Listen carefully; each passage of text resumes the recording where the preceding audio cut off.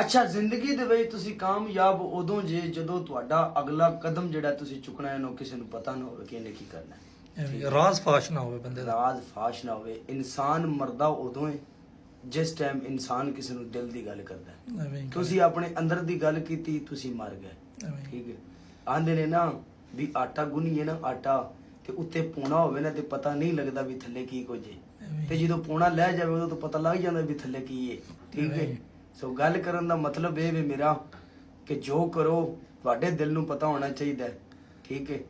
ਅੱਜ ਇਸ ਦੌਰ ਦੇ ਵਿੱਚ ਜਾਂ ਮਾਂ ਮੁਖਲਸ ਹੈ ਤੇ ਜਾਂ ਪਿਓ ਮੁਖਲਸ ਹੈ। ਯਾਰ ਮੁਖਲਸ ਕੋਈ ਨਹੀਂ ਹੁੰਦੇ। ਯਾਰ ਕੋਈ ਖਾਨਦਾਨੀ ਤੇ ਨਸਲੀ ਯਾਰ ਨੇ ਜਿਹੜੇ ਤੋੜ ਨਿਭਾ ਜਾਂਦੇ ਨੇ। ਐਵੇਂ ਹੀ। ਹਰ ਬੰਦੇ ਉੱਤੇ ਯਕੀਨ ਕਰ ਜਾਣਾ ਇਹ ਵੀ ਸਭ ਤੋਂ ਵੱਡੀ ਬੇਵਕੂਫੀ ਹੈ, ਹਮਾਕਤ ਹੈ। ਐਵੇਂ। ਠੀਕ ਹੈ ਕਿ ਤੁਸੀਂ ਸਮਝੋ ਕਿ ਮੈਂ ਬਿਲਕੁਲ ਸਾਦਾ ਮੈਂ ਸਿੱਧਾ ਜਿਵੇਂ ਮੈਂ ਹਾਂ ਉਵੇਂ ਅਗਲਾ ਹੈ, ਵੀ ਮੈਂ ਇਹਦੇ ਨਾਲ ਅੰਦਰ ਦੀ ਗੱਲ ਕਰਦਾ ਪਿਆ। ਸਭ ਤੋਂ ਵੱਡੀ